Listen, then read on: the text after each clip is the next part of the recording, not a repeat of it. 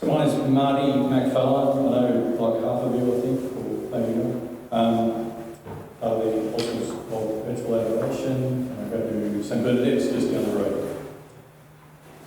So, speaking about the Eucharist as the doorway to heaven, let me start by saying Adam and Eve adored the Lord in the garden. They walked face to face with God in the cool of the evening. And sure, part of that would have been asking him questions, the Father, Son and Holy Spirit, other forms of prayer, but a good chunk of it would have just been basking in the glory of the Lord. So God created the world and it was good. He gave it to Adam and Eve. They sold it to Satan for an apple. And at that moment, they were deprived of adoration. They were unable to adore the Lord in the same way. In fact, when the Lord came back that evening and called out, Adam, Adam, where are you? And said, we're hiding because we're ashamed. You know, the relationship was broken. And alongside that came corruption of the soul, corruption of the body, and death. The opposite of heaven, death. And for a long time, this death was a pretty permanent issue for humans, and everyone sort of knew it. Adam and Eve, when they died, they didn't go to heaven immediately. They were held in a place, limbo, because there was no way to get to heaven. And in fact, the rest of the Old Testament heroes that we know about, Noah, Abraham, Moses, King David, even Saint Joseph, when they died, they weren't able to be in the presence of God, heaven, because there was no way of getting there.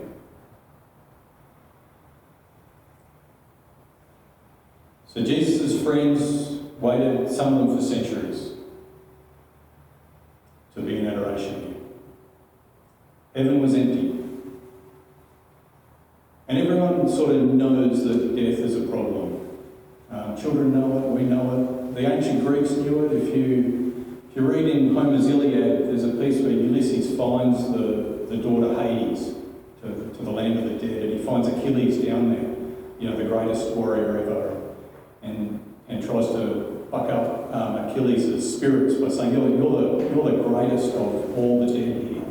And Achilles says, I don't really care, I'd rather be the least of the living than the greatest of the dead.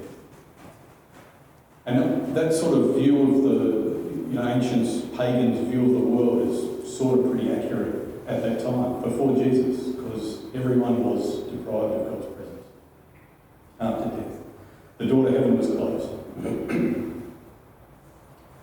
So what is the door to heaven, or rather, who is the door to heaven? Jesus tells us this himself. In John 10, he says, I am the gate of the sheepfold. I am the gate. Anyone who enters through me will be safe. And earlier on in John's Gospel, John 3, he says, no one has gone up to heaven except the one who has come down from heaven, the Son of Man. And Jesus isn't just the doorway to heaven, Jesus is heaven. Heaven is full relationship with Jesus. We've got this idea based on Philadelphia cream cheese advertisements, this kind of thing, that heaven's maybe a boring kind of place, and there's some clouds, and you're there with your friends, and every now and again Jesus might come past, and you're probably a little busy. But that's not what the church teaches. Heaven's dynamic. It's Jesus. At the end of a couple of years ago, there was a King Arthur movie, the most recent one. At the end of it, the newly crowned King Arthur makes a statement to a Viking that he had some dealings with earlier in the film. He says, you've got to understand, I am England, now that he's been crowned king. And when I heard this, as I watched this movie, it made me think of Jesus. Not that Jesus had maybe expressed that in quite the same way, but he does say many, many times almost the same thing. How many times does Jesus say in the Gospels, the kingdom of heaven is close at hand? And how true that was. Heaven, where he's came from, is empty of humans. He's arrived on earth and he says the kingdom of heaven is close at hand. He may as well be saying, I'm here.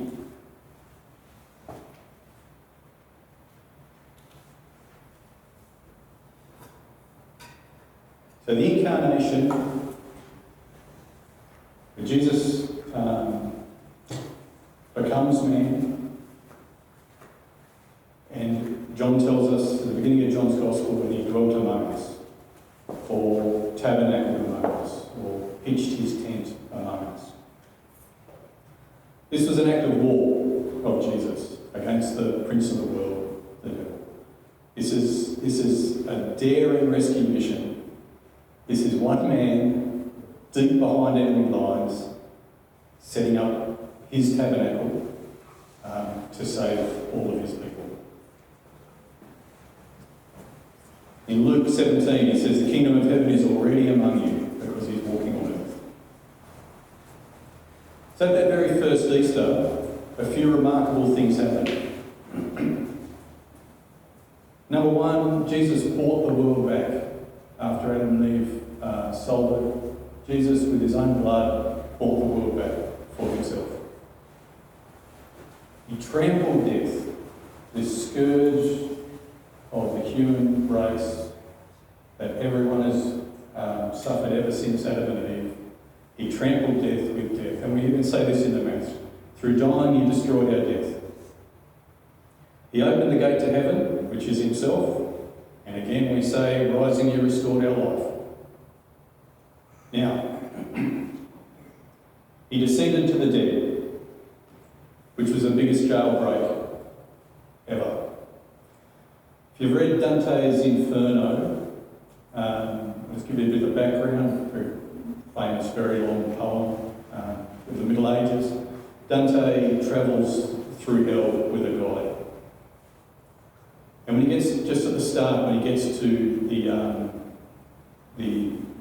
hell is this pit with concentric circles. Right at the top, when he gets there, there's a gate, and there's a sign over the gate that says, "Abandon hope, all ye who enter here." You may have heard that quote, even if you haven't read it. Abandon hope, all ye who enter here. And of course, Dante is fictionally alive in the Middle Ages, and the gate has been broken open from the inside. And this is to illustrate Jesus breaking out of the dead with all his friends.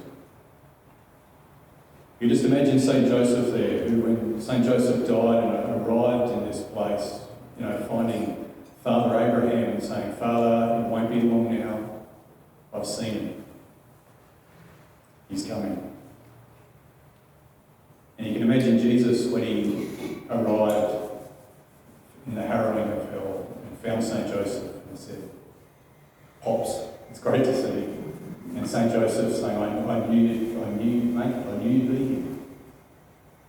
And Jesus might say, "The kingdom of heaven is close at hand, come with me." And after thousands of years, Adam and Eve would adore the Lord again. And the fifth thing of the first Easter is the institution of the Eucharist, which similarly to the incarnation itself, the institution of the Eucharist is an act of war by Jesus against the prince of the world, the devil. Heaven is present. Heaven, Jesus, is present in the Eucharist.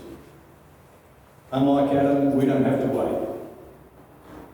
Even though we share original sin, we don't have to wait thousands of years to adore the Lord. Unlike the patriarchs, heaven's open to us at death, and it's also open to us now in the Eucharist.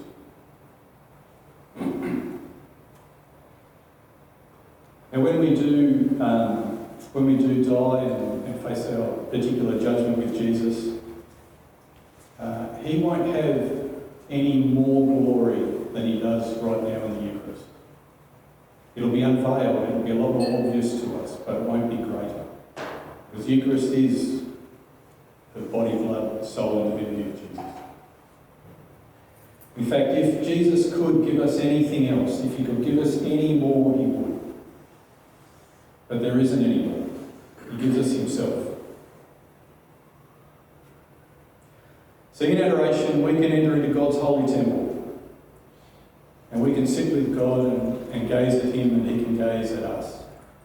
In the same way, when my children were little, we would often, when they were this big, you could hold them and stuff like that. We spent a fair bit of time just gazing at the face of my child, smiling, cooing, and they would all smile back eventually.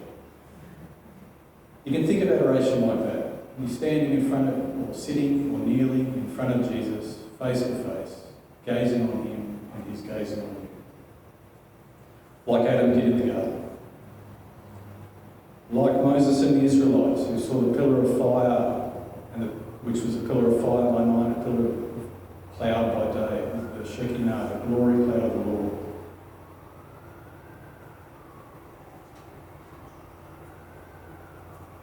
When we're in adoration, we've got better access than King David did, who designed the temple. And Solomon built the temple, and that same glory cloud came to dwell in the Holy of Holies. Incidentally, in ancient Israel, the high priest could enter the Holy of Holies one day a year, and when he did so with a rope tied around his ankle, just in case he died when he was in there, because this place was so holy that no one else could go in there. And if he did die there, they'd have to drag him out because they couldn't go in again. In every Catholic church, the sanctuary is more holy than the Holy of Holies in the ancient Jewish church. God's presence in the Eucharist is more sacramental than this quasi-sacramental Shekinah glory cloud of the Old Testament. And when we're in adoration, we could be like Joseph and Mary, gazing on the face of Jesus as he's growing up in their household. So I'll tell you a brief story about my sort of journey into adoration. Many years ago, I was listening to a podcast, and we were talking about the Carthusians, who are a very strict Benedictine kind of order, very few houses of Carthusians, and they do this crazy thing where they break sleep every hour or two during the night. They wake up and go and say more night prayers, and then go back to bed. A couple of hours later, get up again. And I was listening to this regime and thought, this is crazy. There's no way I could break sleep. Like, I love you, Lord, but I can't do that. If you want to clock forward about 5 years, an opening came up in our adoration chapel at 1 a.m. on Friday mornings, and I was sitting down with another dude I know, and I said to him, hey, Reese, do you want to do that 1 o'clock one? We can do it together. And to my horror, he said, yeah, okay. And that moment I realised I was relying on him to say, yeah, no. So then I was in. So a few days later, I had to go and be there because someone else was relying on me. So I got up at quarter to 1, quickly put on whatever clothes were closest, and drove down to the church. And as I'm saying the rosary in adoration, I can feel the voice of the Lord saying, and you reckon you can't break sleep to go to adoration. And just as a note, the night hours are the hardest, and I just want to encourage men should be doing the night hours because they're the hardest.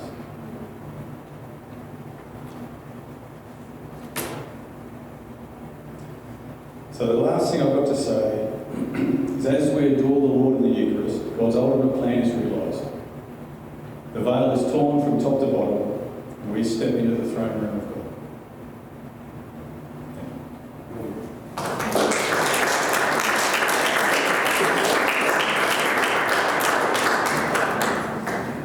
Are there any questions? Yeah. The Apostles' Creed, I believe in God, and that part where it says He descended into hell. He descended into hell after that he rose again. Now, he's sinless. So why is there such a sentence is either he descended into hell. Yeah, not as punishment. He descended into hell to break hell open. Hell, not as in the depths of hell where Satan is, but it's some of the translations which we don't use say he descended to the dead. He descended to the limbo of the fathers where all his friends were waiting for him. Hell. Yeah.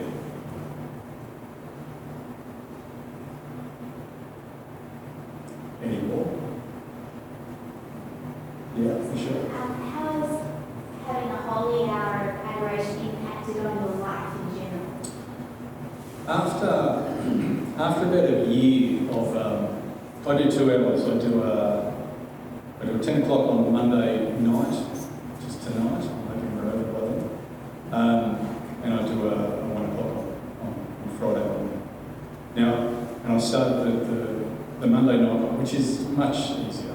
10 o'clock. It gives you the impression that it's sort of hard, but it's not, because I'm in bed like 11. I started doing that first, and it was probably a year or two later. I started doing the later one with Reese. And after about a year, I remember this conversation with Reese where he said, how are you going with this 1 o'clock thing? And he said, and I said, I don't mind it. I don't mind. I actually think I don't know how I'd get through a week without it. And he said, great, because I can't handle it anymore, you're on your own. So that all worked out perfectly. But I think that's, and there are weeks when I can't, especially I travel for work. Occasionally when I'm in a different city, I have a chance to find a church when there's a break in what I'm doing or something, and try and do that. But there are weeks when I can't get to adoration, and they're not the same as normal weeks. So yeah, I would, even though for me, I keep coming back to this night time, the hard hour. Always very difficult to get up. My alarm clock goes off, I don't want to get up. Always totally worth it when you get there. To the point where it's it'd be closer to saying I can't live without it than I can take it. Trevor? Yesterday was Pentecost Sunday. What do you think about speaking in tongues? The person that I listen to a lot in America says that's got to be part of your religion. As a Roman Catholic. What do you think about that? I certainly don't think it has to be part of your religion, or your practices. I think it's best understood as a devotion. There's plenty of examples of saints who haven't. So that sort of proves, that's a necessity. On the other hand, if you read Paul's, I don't know which letter, but Paul says, I want everyone to prophesy, but even more than that, I want everyone to speak in tongues. So, there's certainly been a sort of long-standing tradition that were brought from the apostles.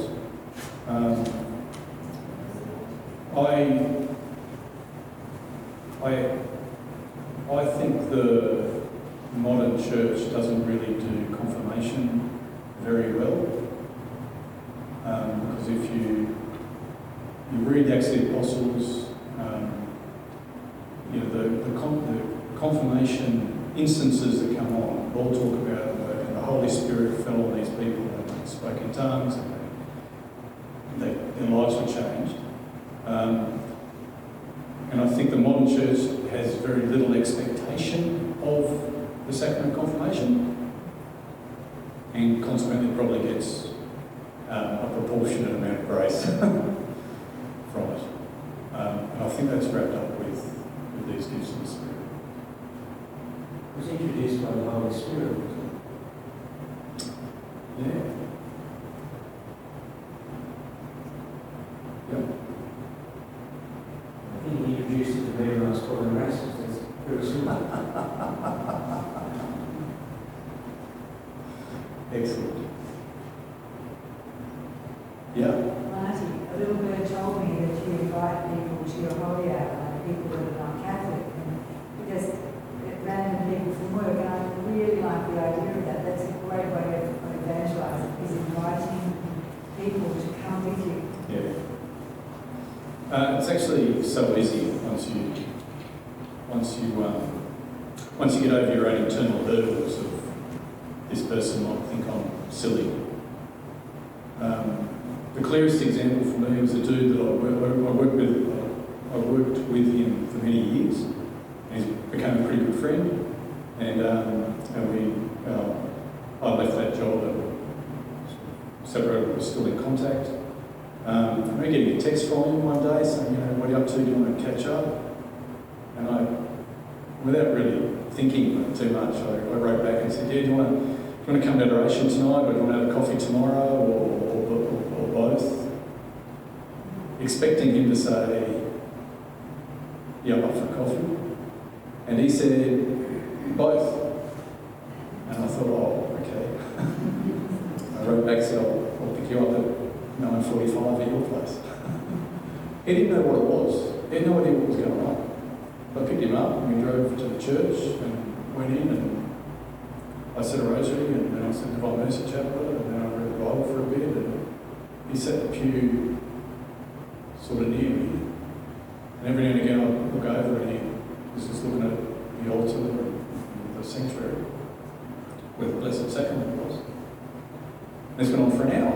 I remember back, the first time I went to adoration as a teenager, it was the boringest thing ever. Can I go now? And that was what I was expecting from this guy, Mike. But he didn't. Something touched him, obviously Jesus. It wasn't my doing. I drove him there. I didn't tell him what was going on. He just walked in and he was in the throne room of God. A week later, I got a text from him saying, "Church tonight?" ? So, yep. So he that was a couple of years ago. He's been back there every Monday night since. He's on the roster now, and he wasn't even Catholic. He is now. He became Catholic. So that's a great example. Thank you, Viv. Great example. And that's clearly not me. That is Jesus touching his heart.